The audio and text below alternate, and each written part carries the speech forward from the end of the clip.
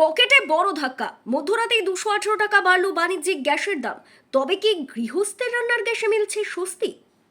এপ্রিলের শুরুতেই মধ্যবিত্তের উদ্বেগের মাঝে বড়সড় ধাক্কা খেলেন ব্যবসায়ীরা।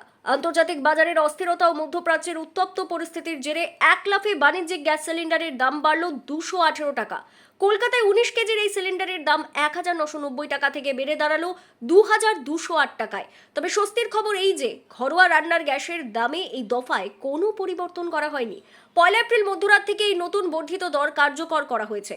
তেল প্রস্তুতকারী সংস্থাগুলির দাবি, ইরান ও ইসরায়েল সংঘাতের জেরে হরমুজ প্রণালী দিয়ে জ্বালানি সরবরাহ ব্যাহত হওয়ার আশঙ্কায় আমদানিতে টান পড়েছে।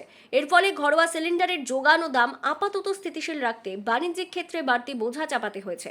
তবে সাধারণ মানুষের আশঙ্কা, বাণিজ্যিক গ্যাসের এই আকাশছোঁয়া মূল্যবৃদ্ধির প্রভাব পরোক্ষভাবে রেস্তোরাঁ ও খাদ্যপণ্যের উপর পড়বে, যা ঘুরপথে সাধারণের পকেটেই টান দেবে। এই সমস্যাকে কেন্দ্র করে সরগরম রাজ্যের রাজনৈতিক ময়দানও। নির্বাচনী সভা থেকে কেন্দ্রকে তোপ দেগে তৃণমূল সাংসদ অভিষেক বন্দ্যোপাধ্যায় হুঁশিয়ারি দিয়েছেন যে ভোট মিটলেই জ্বালানির দাম আরও মারাত্মক রূপ নেবে। যদিও কেন্দ্রীয় সরকারের পাল্টা দাবি, বিশ্ববাজারে মুদ্রার বিনিময় হার এবং আন্তর্জাতিক পরিস্থিতির কারণেই রদবদল ঘটাতে হয়েছে। ভোটের মুখে গ্যাসের এই দাম বৃদ্ধি নিয়ে শাসক বিরোধী তরজা এখন তুঙ্গে, যার দিকে নজর রাখছে সাধারণ ভোটাররা।